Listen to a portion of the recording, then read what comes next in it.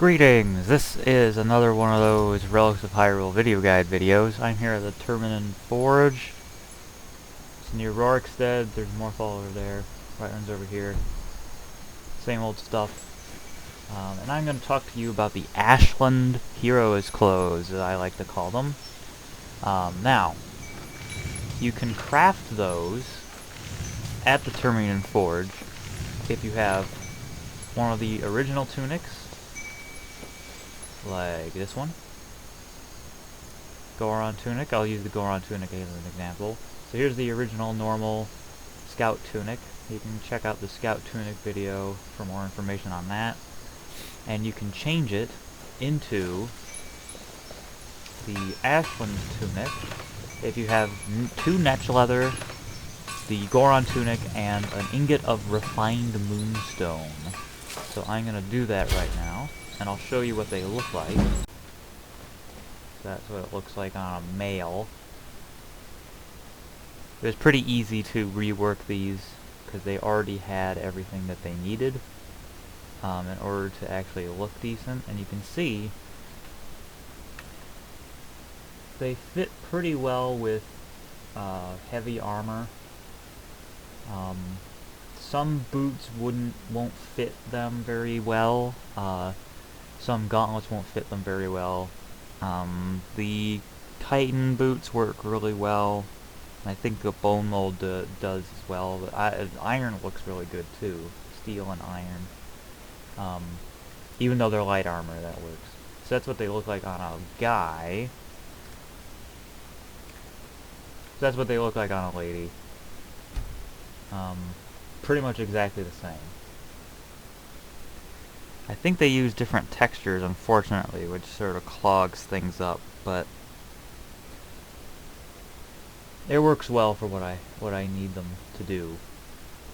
And I implemented these sort of as an optional alternative to the standard heroes clothes, and also to sort of enrich the lore. Because the idea is that they're found in Morrowind and Solstheim, hence the netch leather, which makes them sort of separate from the normal heroes' clothes and tunics. Sort of, the story goes that these were used by refugees from Termina. They've ended up on Solstheim. So there's sort of evidence of their presence there. And that is why you can craft these, but you can also find them. And all of them are on Solstheim, except the Ashland Heroes clothes.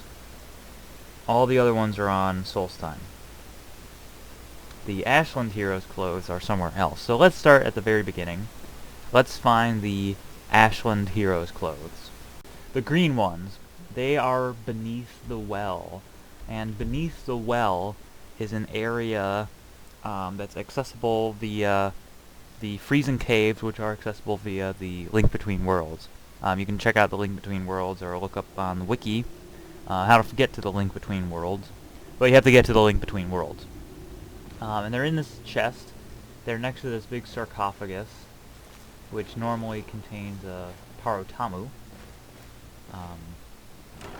Here they are, and you get another pair of hero's boots and another pair of hero gauntlets. You don't get another hat, though. You get a Kokiri circlet.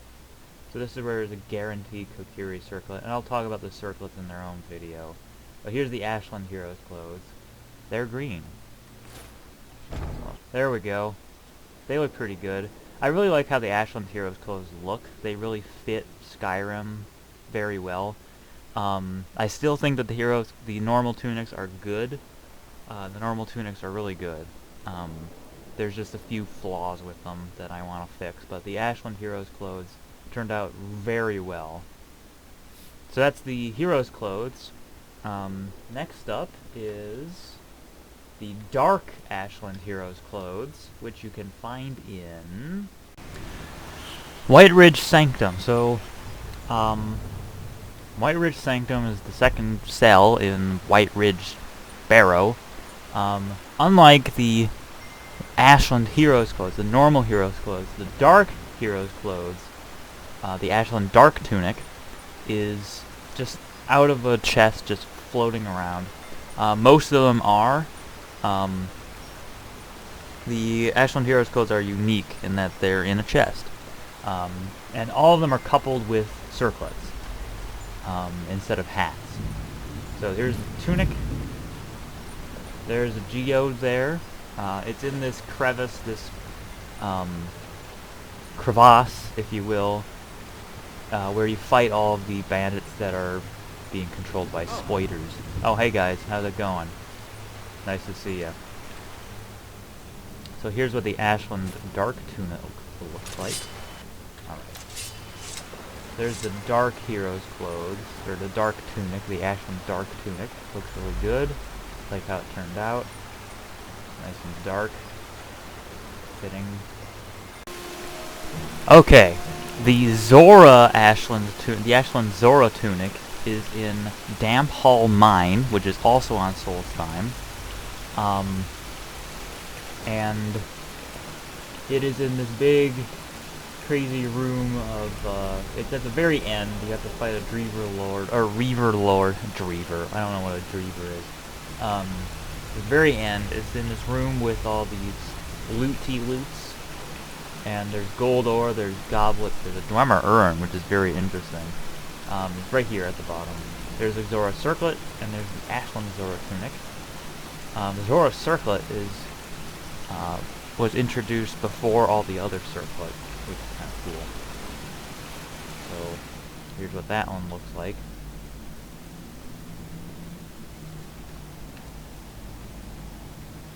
Ashland Zora Tunic. There it is, it's blue. I have arrows in my head. The Ashland Blue Ring Tunic is in Benkongarike, or whatever, Benkongarika, Great Hall. It's at the very end, and it's up here with these two Reekling tents. And you'll have to get up here by going up that staircase and sort of bridging across. It's over here. It's by the whale thing. And comes with a blue ring circlet. And it's sort of a periwinkle, not quite, not colored. I'm gonna redo this.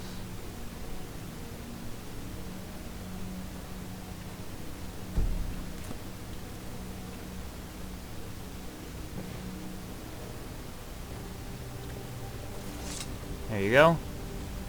Get a sense of the color there. Sort of a lavender, light blue. The Goron, Ashland Goron Tunic, is in Itnamzand, which you can find out in the Itnamzand video, and it's over here.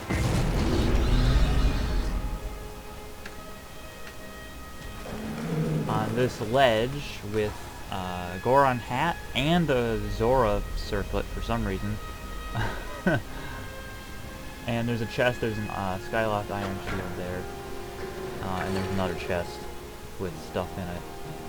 I don't know why there's a Zora circlet there, but that's okay because there's another Goron Tunic in Bloodskull Barrow. So if you go through Bloodskull Barrow, you'll come across these corpses here of high elf.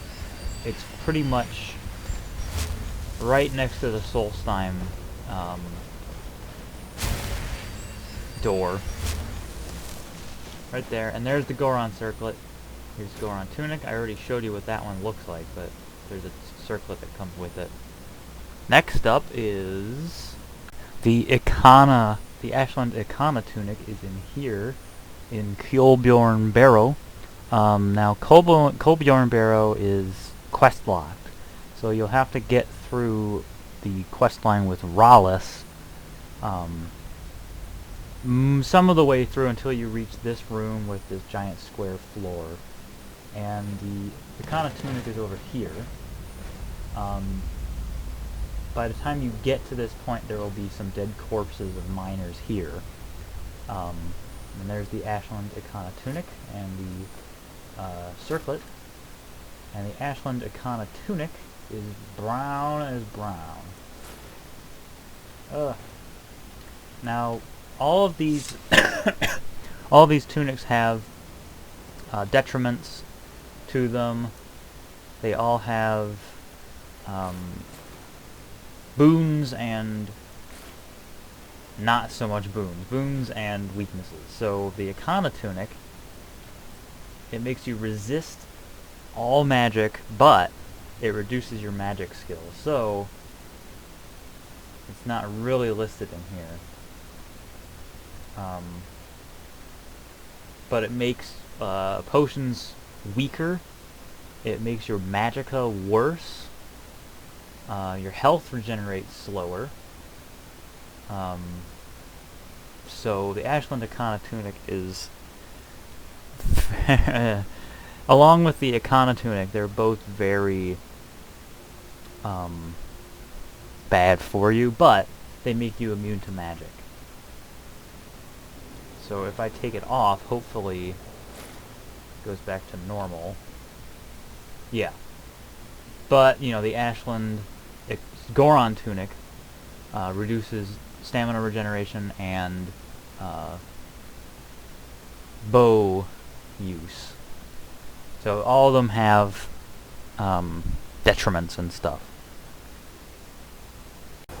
Okay, the Linearooh Ashland Tunic, the Ashland Linearooh Tunic, is in Falbathar's Boilery, next to this big, you know, shooty puzzle.